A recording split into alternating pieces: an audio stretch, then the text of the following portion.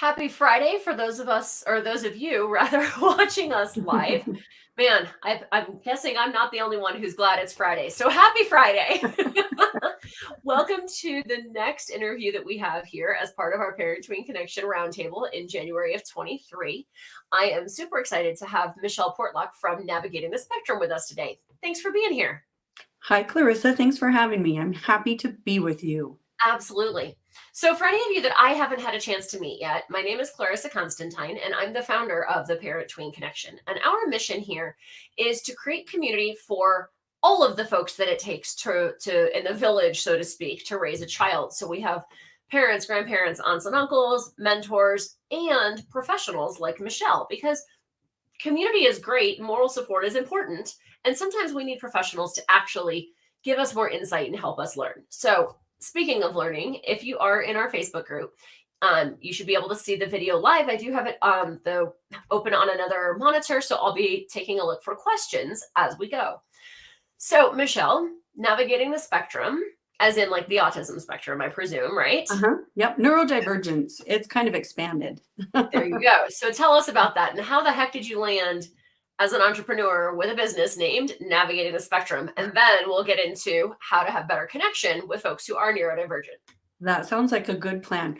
Well, I have 4 kids, and all 4 of my kids have a diagnosis that would fall under the neurodivergent umbrella. So I have 2 children that are autistic, and of my 4, and then 3 of my 4 have ADHD, and then 1 of the 4 is dyslexic, and we just have all kinds of things. And my husband was recently diagnosed with ADHD, and which was zero surprise to me.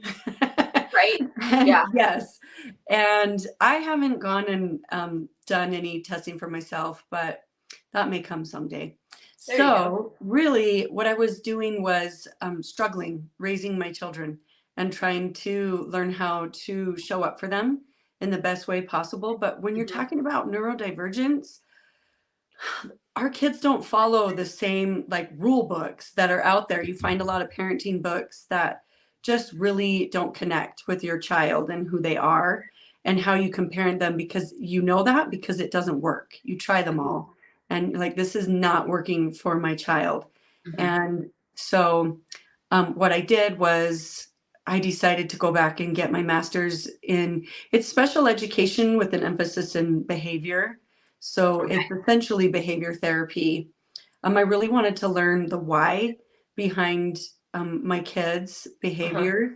And then about halfway through my second year of my master's program, I started feeling like I have got to work with other parents, because if it took me going to get my master's, we don't all have the time. We don't all. And so I just thought, why don't I set something up where I can work with parents? And right after I graduated, I spent that summer creating Navigating the Spectrum and having my website built. And then I started a podcast. I wanted to have free aspects of what I do. And so I started a podcast called Navigating the Spectrum with Michele Portlock. And I interview, I'm about to drop episode 70 this Sunday evening. And yeah, it's great because it's a combination of ADHD specialists, autism specialists, autistic individuals with ADHD, and then parents raising neurodivergent children. And so it's just kind of a good mix. You get a lot of opportunity to hear from various people and various experiences. So that's the part that is free. And then I do private parent consulting. Some would call it coaching also.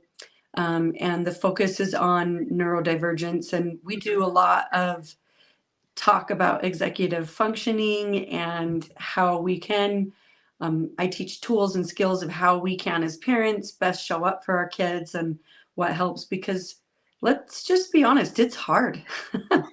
It's hard. Well, and I don't think it's hard if you've got a neurotypical kid.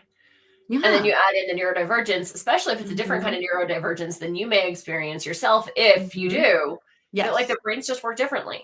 Yes, that's exactly right. And my husband, who's neurodivergent, we've had to make a lot of adjustments together to better support our kids who are also neurodivergent and Right. what that might look like for them. And you're right, it is different because no one person is the same. Exactly. So my approach when I'm working with parents is very individualized, and Mhm. I learn a lot about their child and their parenting styles, and then we lean into making adjustments together with zero judgment. I have no Oh, judgment. yeah. Yeah, I've made plenty of mistakes over the years, and we just learn as we go. So absolutely. So, first of all, I love that you took what your own experience was and you were like, hey, I want to go help other people who are navigating the same kind of thing. mhm. That's kind of been a theme with most of the folks that we engage with here at Parent Tween. Maybe not most, but a fair number of them. Yeah, sure. Um, Including, I know when you and I first met, we both had Dr. Melissa Durchie in common We at did. navigating Mhm. education. And so I love that Mhm. both of you are looking at this as a navigation, recognizing that it's about the journey and it's not Mhm. always the destination. It's like, what are some tweaks that we can make along the way? So I know today you wanted to chat about building connection with your neurodivergent child. I'm super Mhm. excited to hear what you have to say because Sure. obviously here at Parent Tween Connection, we're all about connection. And Yeah. so I'm curious as we go through this, I'm like, I bet these are going to be some good insights, even for folks who don't necessarily have neurodivergent kids. I bet Mhm. there's going to be some commonalities here. So what do we do when the connection doesn't come naturally? Oh, that is such a good question, Clarissa.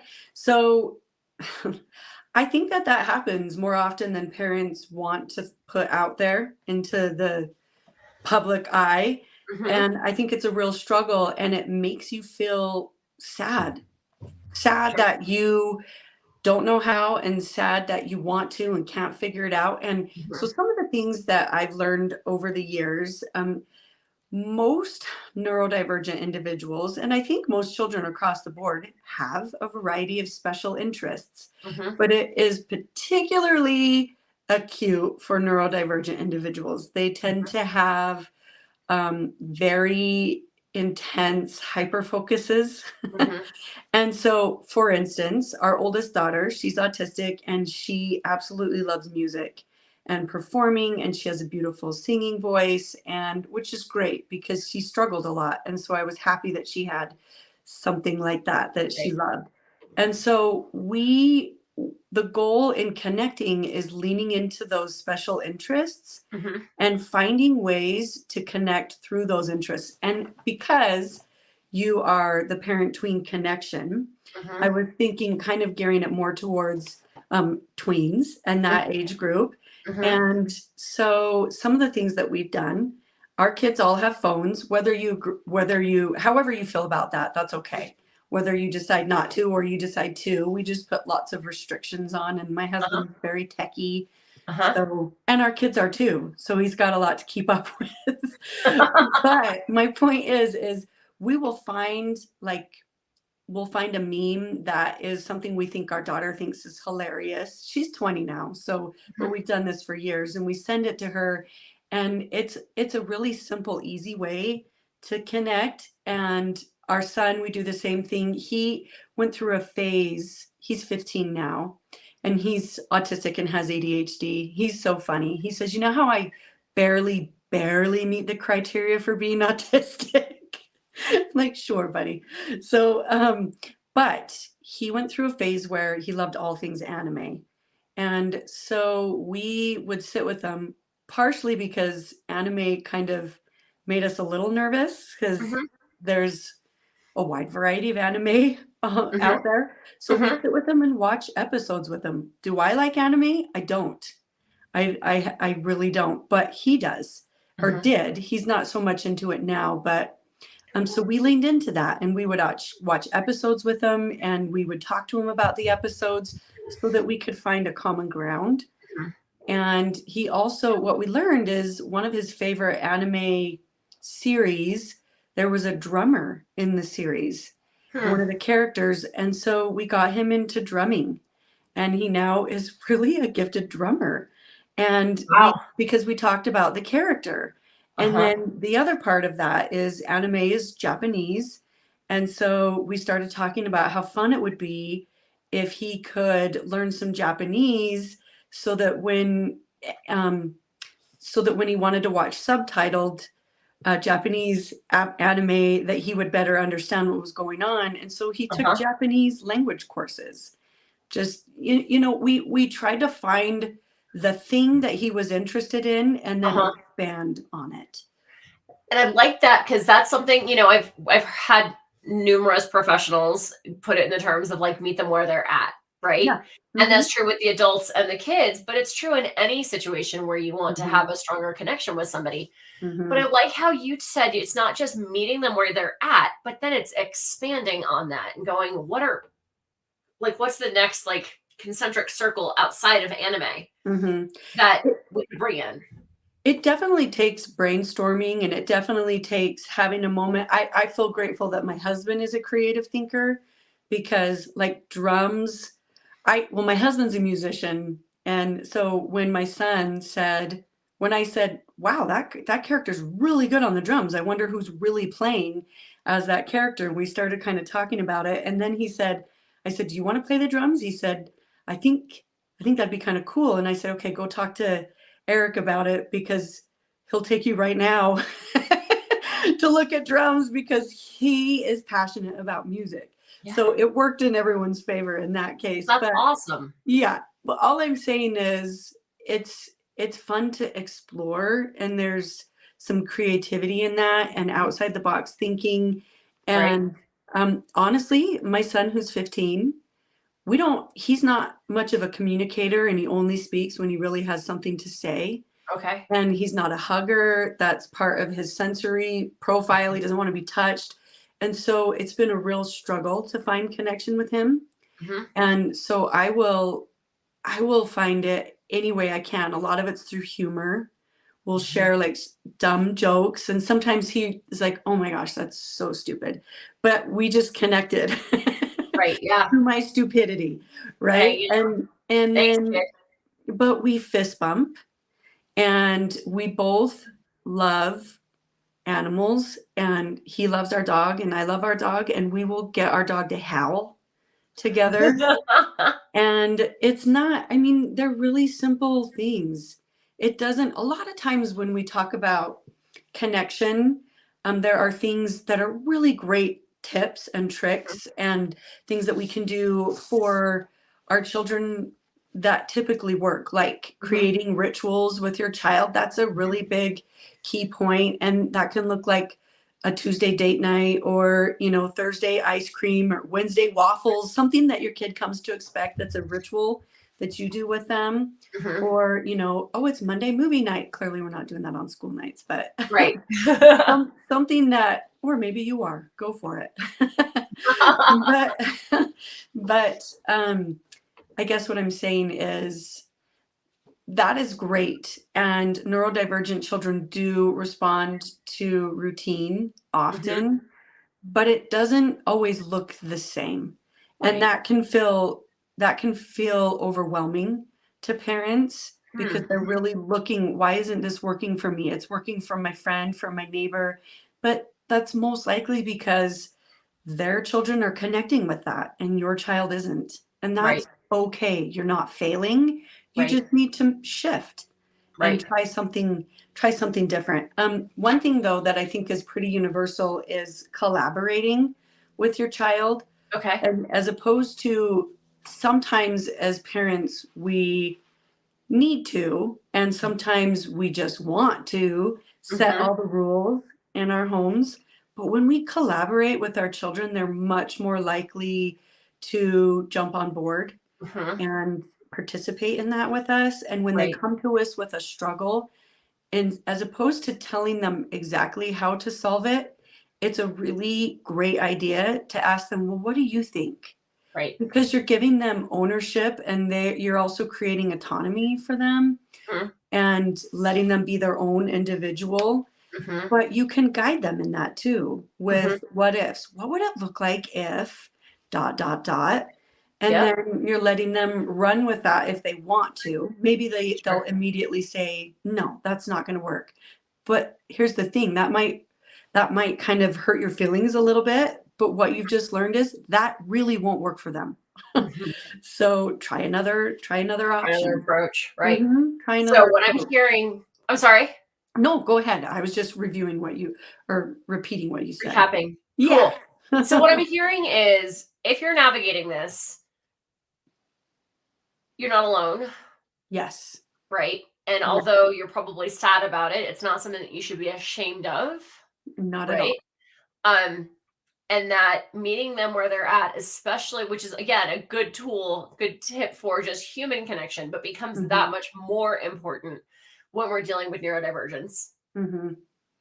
And I love how you said, like, identify it, but then expand on it. Like taking that anime and going, okay, let's take Japanese classes or let's go learn drumming. I thought you were going to say something like maybe we'll take a family trip to Japan, which I mean, that could be the next step, We right? would love to. I just need to go open a lemonade stand. So Right? No, no yeah. kidding.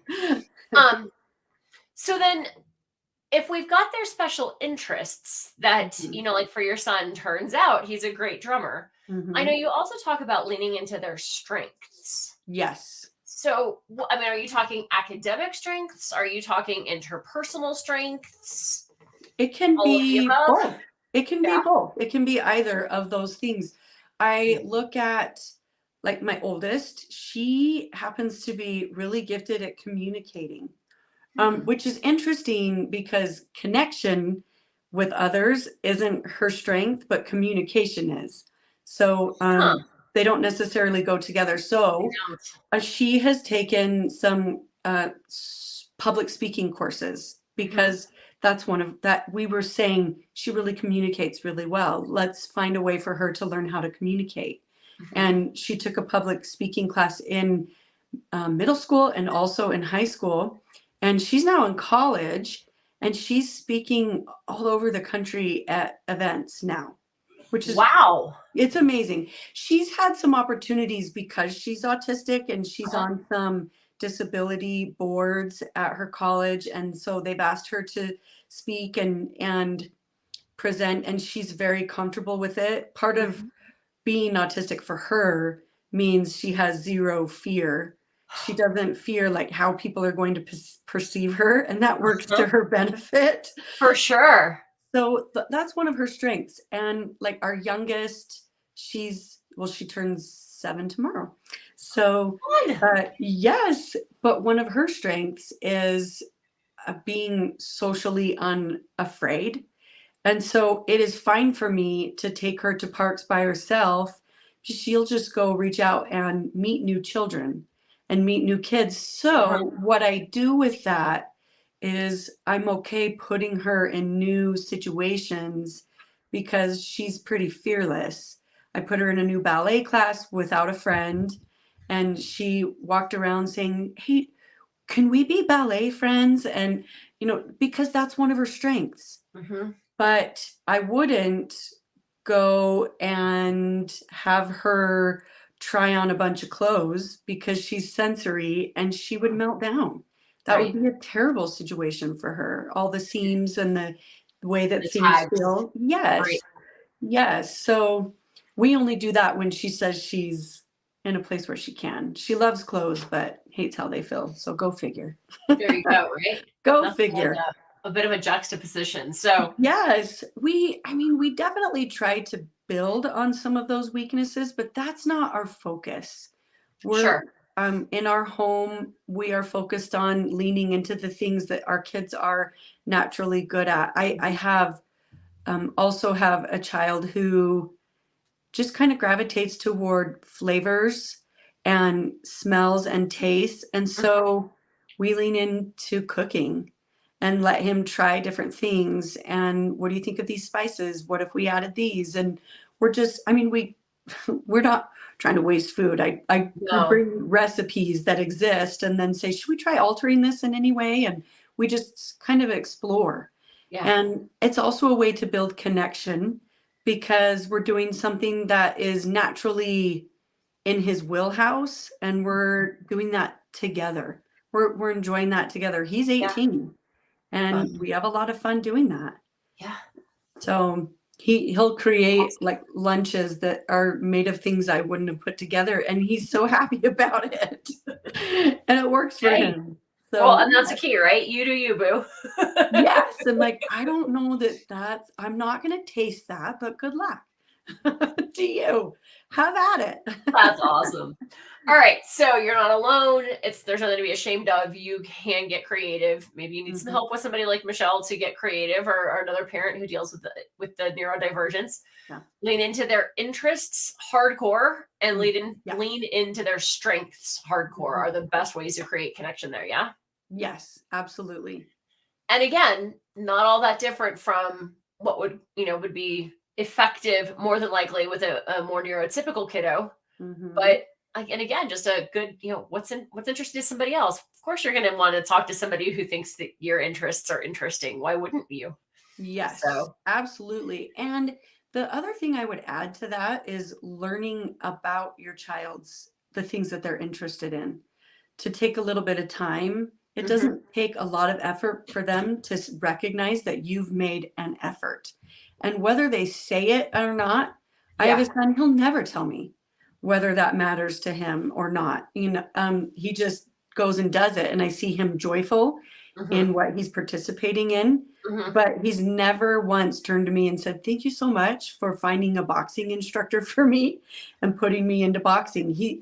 I mean, it's just an interesting thing. He's autistic, and talking like that and connecting at that level is uncomfortable for him. mhm. But I'm okay with that because I see him enjoying himself. Yep. And so there are some shifts that we sometimes have to make as parents that feel somewhat awkward. Like sometimes when with what I just said about putting my son in boxing and Mhm, not receiving positive feedback from him, like mhm. verbal positive feedback, there are, if you're raising more typical kids, oftentimes we turn and say, you can, like, a thank you would be great, but Right. teaching them to respond in that way. But what you may notice is they shut down when you approach it from Right. I need some thanks in return. That can actually cause a disconnect and for That your can be child to shut. detrimental. Yeah. Mhm. And it can be particularly strong for kids that are neurodivergent and don't often, like maybe he'd say it on his own, but the minute I tell him to say it, then he doesn't want to say it anymore.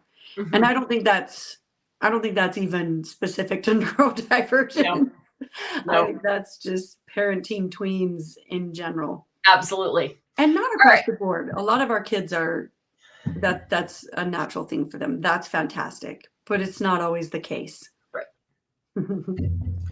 All right. We could chat all day about this because I mean, Mhm. connection is our jam, Yes, obviously. yes. But before we wrap up, I always like to ask our guests which of our foundations of connection resonates the most. Mhm. If you've never heard of them, for anyone listening, you can get a download right on our website. It's basically, it came out of a conversation that I had with myself, Mm. going, okay, after like 2 decades of working with teenagers, what is it that makes me feel like a safe place for them to be able to share things that they're maybe not ready to talk to mom and dad about? And so all the letters of these phrases, I'm sorry, the first letters of these phrases all spell out connection. So I'm going to Mm. share them. And then Michelle, let's pick one. I know that Let's we've do talked it. about a few. You actually use the terms as we've talked, but I'm curious which ones like pop it up for you. So the Sure. first C is create a safe place, observe, non-judgment, nod and smile, explore, challenge your truths or curiosity, Mhm. take your time, innovate, own your own story, and nurture. Mm. Wow. I could say something about every single thing that you just mentioned, but I think right now, I was just thinking about another way to connect with your child, and that would lead me to observing and Okay. observation. And I think that also connects with listening and what it's Mhm. there's a lot to observation. We're listening to our child, we're observing what they're saying, how they're responding in various situations, Mhm. and we're taking the time as opposed to reacting to situations, we're approaching situation. And we approach with the idea that I'm going to kind of watch and listen and observe what's happening here. And there's this great skill of kind of mirroring what your child is saying. And I think most of us have done it or tried it, and it's nothing unique. But when your child tells you they're feeling a certain way, you kind of lean into that. Oh man, it's what I'm hearing from you is this. And let them expand on that. When we take the time to observe and listen and pay attention, our child is most likely or more likely to open up. And that also builds trust. There's It so does. much about observation and taking the time to observe that is positive. And I think it's one of those, it feels obscure. What do you mean observe? But it's not. It's actually a really great skill. And it also incorporates, let's be quiet in our thoughts. And let's sit in those thoughts and let's think about it. Let's be self-reflective as parents. And so we're observing our child, and then we're reflecting on how we're showing up for our child. What does that look like? How can I make a shift that will better support my child and that can help to create that connection that we so badly want. We want it. Oh, absolutely. And I 100% believe that our children do too. They just pretend like they don't. Right. And sometimes they think they don't. But I They think, do. yeah, they do. They need that connection. Yeah, they And do. I think observation plays such a huge role in learning how to best connect with our I children. love it. And like I said, there's a lot of overlap. I didn't actually say that piece, but there's overlap and entwinement Sure. in all of these. So awesome.